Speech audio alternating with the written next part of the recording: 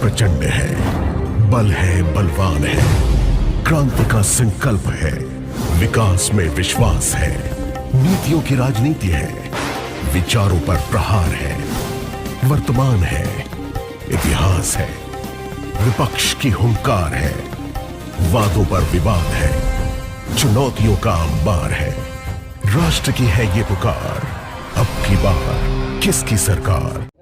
नमस्कार दोस्तों, लाइव जनादेश में आपका स्वागत है। मैं देवेंद्र चौहान। 2022 के जो चुनाव की जो सरगर्मियां तेजी से बढ़ रही हैं और लास्ट मोमेंट पश्चिम उत्तर प्रदेश में प्रथम चरण में चल रहा है, जिसको लेकर हम गांव-गांव गली-गली घूम रहे हैं और लोगों के राय जान रहे हैं कि अब की बार उनका क्या विचार है और किस तरीके के वो सोचते हैं और किस तरीके की वो अपने जो वोट है यानी अपने प्रत्याशी किसको जिताना पसंद करेंगे। हम इस वक्त हैं बागपत विधानसभा के एक खट्टा गाँव में, जिसमें साफ तौर पर बड़ी संख्या में हमें कुछ लोग नजर आए। जानेंगे क्या है इनका मूड। क्या नाम है जी आपका? धर्मपाल है जी।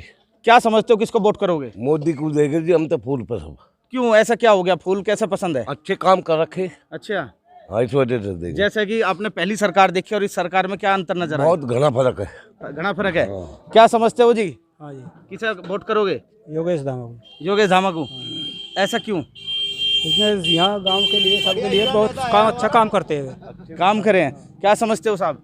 हम ये समझते हैं जी, हम क्षेत्र के और अपने जनपद के चहुमुखी विकास के लिए माननीय योगी आदित्यनाथ को मुख्यमंत्री बनाना चाहते हैं। अच्छा, उसके लिए हम बीजेपी को वोट देंगे और इस गांव में केवल बीजेपी है। 95% वोट जो है बीजेपी को जाएगा इस गांव का।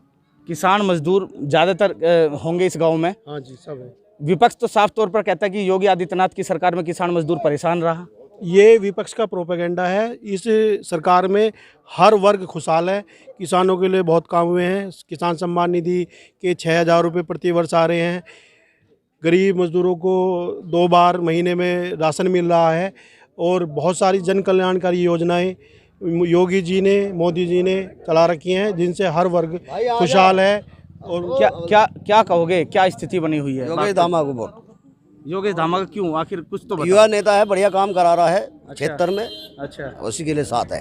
अच्छा। हाँ जी। युवाओं को लेकर कहते हैं कि इन्होंने बेरोजगार कर दिया इस सरकार ने। नहीं, ऐसा कुछ नहीं है। ऐसा कुछ नहीं है। क्या कहोगे? योगेश धामा जी। युवाओं के लिए क्या करा है इस सरकार में? युवाओं के लिए बहुत कार्य किए हैं ना। जो जिसके पास योग्यता है उन सभी को नौकरी मिल रही है। ऐसा नहीं है कि नौकरी नहीं है। अगर योग्यता ही नहीं है हमारे पास तो नौकरी कैसे मिलेगी? अच्छा। और जो हमारा जो सभी जो हम युवा हैं, हमारा है विकास से। मैं दिल्ली नौकरी करता हूँ। आज से पहले जब हम जाते थे तो रास्ते बहुत ख़राब थे, लेकिन अब हम 1 घंटे में दिल्ली पहुँच जाते हैं। कभी आना जाना, कोई मरीज है या कुछ भी है, हमारे डिस्पेंसरी खोल दिए हैं टटीरी में। उससे पहले ITI कॉलेज, हमारे गाँव में खुद ITI का कॉलेज खुला हुआ है। तो विकास तो बहुत ज़्यादा हो रहा है। अब से पहले लाइट नहीं आती थी 1 हफ्ते तक, लेकिन अब फिलहाल लाइट इतनी आ रही, कुछ हद नहीं है। विपक्ष तो कह रहा है कि लाइट हो ना हो, लेकिन बिल बहुत मोटे मोटे आ रहे हैं। नहीं, अगर हमें सुविधा मिल रही है, अगर हमारे पास लाइट है तो हम पैसे क्यों नहीं देंगे? हम दे सकते हैं। अच्छा, हम फ्री वाले नहीं है। हमें फ्री में वोट नहीं देनी है। हमें किससे चाहिए कि हमें बिजली फ्री दे दो, पानी फ्री दे दो? हमें ऐसा कुछ नहीं है। हमारे पास अगर हम सुविधा ले रहे हैं तो हम उसके पैसे दे सकते हैं। सुविधा ले रहे हैं तो सुविधाओं को लेकर बात है। क्या कहोगे जिस तरीके से आपके क्षेत्र का, क्योंकि जिस तरीके आप तमाम वर्गों में बैठते हैं, यहाँ की जो और गांव के भी लोग हैं, क्या मानते हैं, क्या स्थिति है? देखिए, लोग क्या कह रहे हैं इस बात का हमें कुछ नहीं पता। मैं अपने गांव खट्टा बेलादपुर की बात करता हूं।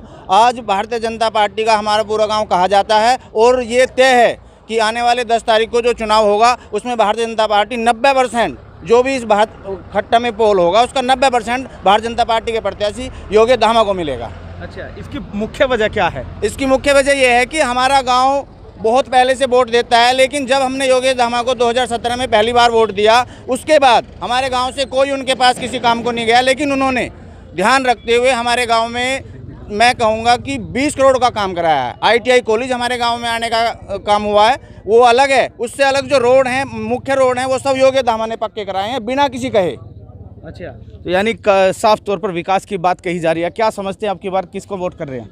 अब की बार किसको वोट करें? बीजेपी को वोट करेंगे, योगेश धामा को वोट करेंगे, कमल पे वोट करेंगे। पहले किसे करते थे? पहले तो कांग्रेस को भी किया, मायावती को भी किया, सपा को भी किया। हाँ। सभी को करा। तो संतुष्ट नहीं हुए उनसे? अरे किसी से कोई संतुष्ट नहीं है। केवल इस बीजेपी सरकार से संतुष्ट है। बहुत कुछ किया इसने, बहुत कुछ सुख सुविधाएं दी है पब्लिक को। क्या कहोगे दोस्त? हम ये कर जाते हैं, जो हमारे बड़ों ने बोल दिया वही बात पर अटल है।